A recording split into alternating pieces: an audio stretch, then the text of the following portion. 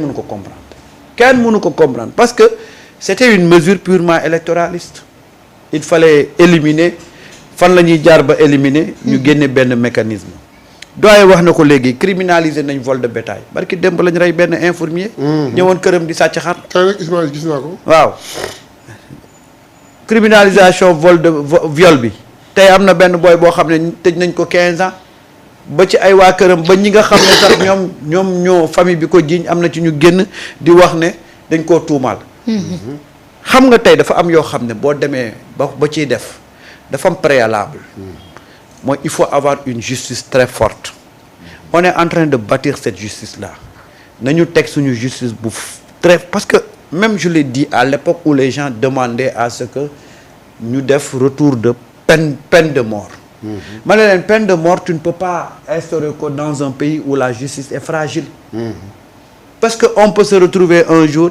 rey ku def rey un innocent mais suñu justice bi bu demee ba taxaw am doole gi mu war a am bu boobaa mesures yi on peut les prendre avec des mesures d'accompagnement yoo xam ne da la wóor ne buñ ko tegee ci penc mi dana am njeexital mais ñun dañuy nekk toujours dans le populisme tey am na ci ñu bari ñoo xam ne tey ñu ngi yuuxu il faut criminaliser tey bu ñu ñëwoon suba la député yi di daje fële pour criminaliser viol ñu ne est-ce que duñu ubbiwaat benn cadre de concertation waxtaan ci ba ci kanam parce que xam nga lan laa lay wax le sujet de criminalisation nourrit ça nourrit am na ñoo xam ne moo leen di dundal am na ci ñu koy combattre par principe et par conviction mais am na ci ñoo xam ne dañ ciy dund seen gagne-pain la Marétage c'est comme l'affaire de la guerre en Casamance pendant longtemps des gens se sont nourris de ça pendant longtemps ay nit dañoo dund ci conflit en Casamance am na ci ñu doon wax ay monsieur Casamance defuñu ci dara dañ ci doon dund c'est-à-dire que gis nga fii Sénégal y a de ces combats yoo xam ne bu ñu ko yëkkatee ci kaw il faut savoir déceler les gens yi nekk ci combat bi par principe et par conviction xool ci ñi nga xam ne dañ ci business ñi ci business nag ñoo ciy gën a bari wax surtout ñi ci business ñoo ciy gën a bari wax malheureusement mais tey lan moo fi jar xët-xët ci criminalisation góor ji lan moo fi jar xët-xët est-ce que aujourd'hui tu peux dire au Sénégal il y a un camp du oui ou il y a un camp du non ci kan nga dégg ñu ne damu ne la d'accorduma ci parce que avec la tonalité là si violente tu as l'impression que dafa am benn pàcc boo xam ne dañ ne non kenn du fi criminaliser et ironie du sort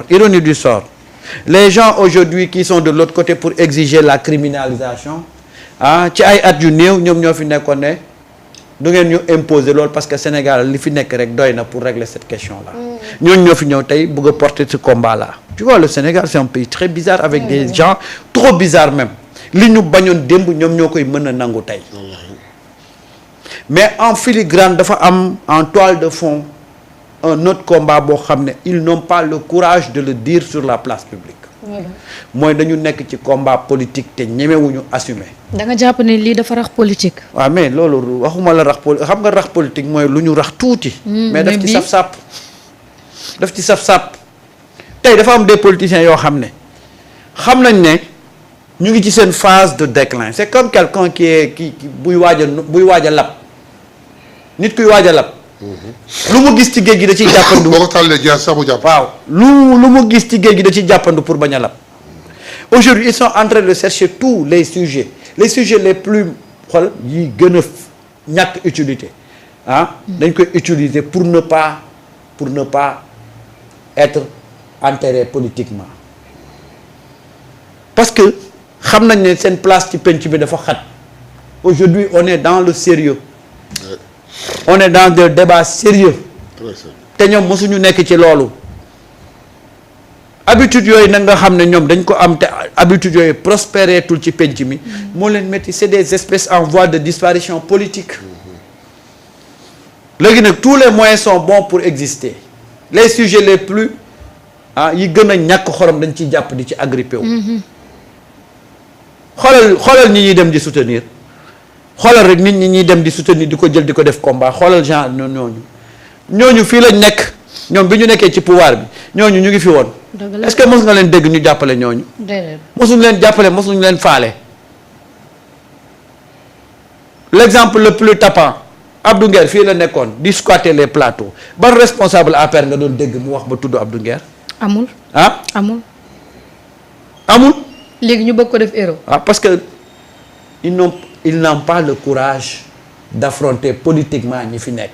léegi nag képp ku ñu gis ne da nga xaw a nekk kuy xaw a yuuxu ci mbedd mi. ñu ñëw làqatu sa gannaaw. mais loolu taxul nit ñi jox leen crédit. c'est sûr. tey quel est le problème on veut criminaliser ok tous les Sénégalais sont d'accord sur cette question-là. te c'est un problème boo xam ne Sénégalais dañ ko régler sax avant ñuy wax waxu criminalisation. man de gisaguma Sénégal kenn koo xam ni nee na il n'est pas. non mais amul c'est-à-dire que nous n'avons pas un problème de góor jigéen ici parce que Sénégalais yi dañu jël seeni disposition bu yàgg mais Sénégal bu nekkoon dëkk boo xam ne këf da leen di yóbbaale kon góor jigéen xool góor jigéen mel na ni fi tulleeg màlle yow góor jigéen ba muy am Sénégal boobu ñun ñi juddooguñ wallahi. soo remonter l'histoire du Sénégal bañ la fiy waxu góor jigéen kon boobu ñun ñii juddooguñ mais lan moo tax toujours rek du ñu am benn yoon yenn marge de progression yi duñ ko fi am parce que le peuple dafa jël ay responsabilités am. je parlais tout de suite de tolérance. Macky wax ko mu def tolé Ousmane Sonko def ko mu def tolé. tolérance weesu na ñu jël suñu benn plat tudde ko ceeb bu weex soosu. sauce góor jigéen. voilà jeex na. si c'est pas de la tolérance je ne sais pas qu'est-ce que c'est que la tolérance. Aujourd'hui tey avec ce qui se passe ce serait bien maintenant de criminaliser. mais criminalisation bi doo yeewu rek ne da ngay criminaliser.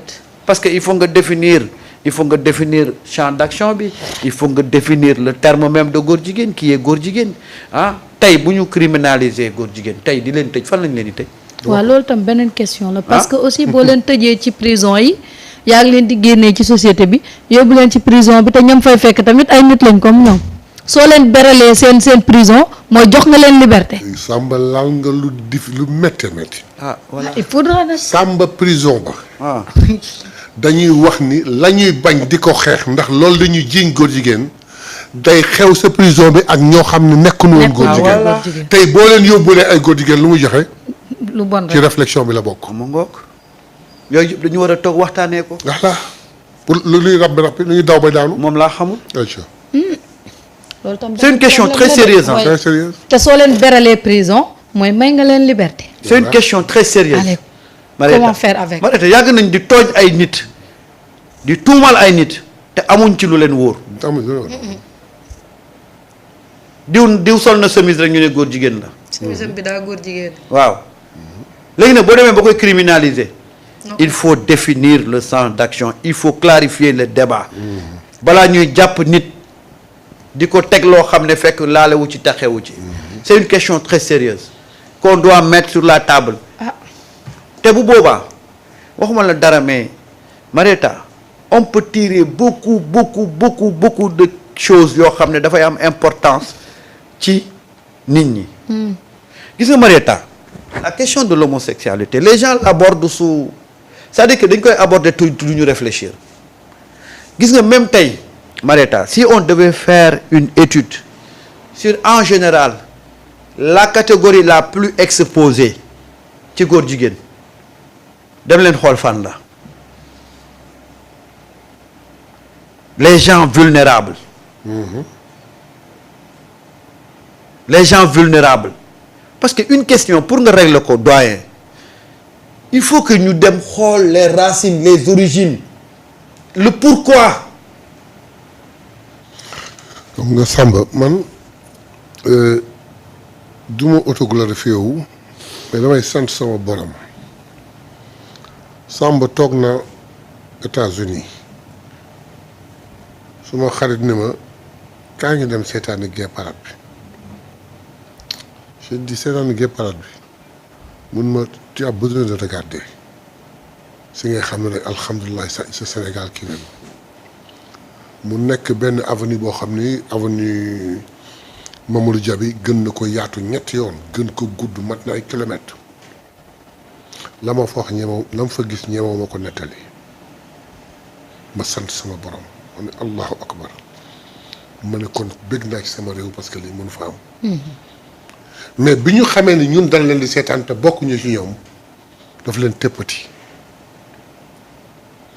en fin de compte dootu image yi dootu la impressionné mais da ngay toog di sant sa borom naan alhamdulillahi rabbil alamin lii lan la juddoowuma ko xaw ma ko ko xam est-ce que li existe na ci àddina nga sant ni lii du am sama réew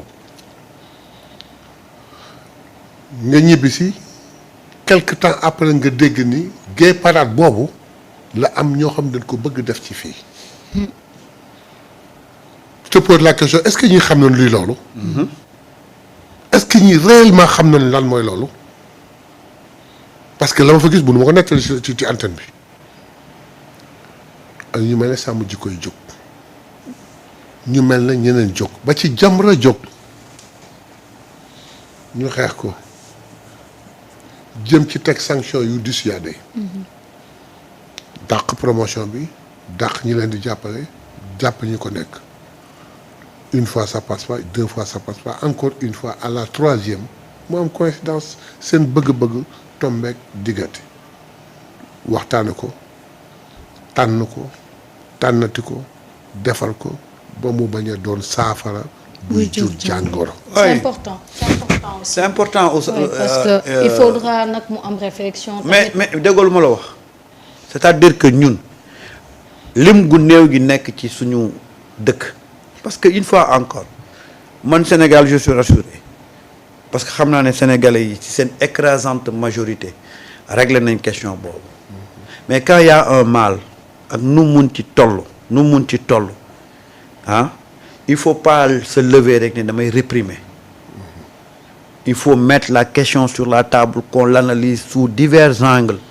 pour comprendre tey Marieta maa ngi koy wax autant góor jigéen dafa amoon benn catégorie bu mu doon laal il fallait nga nekk majeur nekk mag am xaalis di fantasmer léegi nag góor jigéen dafa am beneen tendance boo xam ne moo si dugg Marieta muy des jeunes pauvres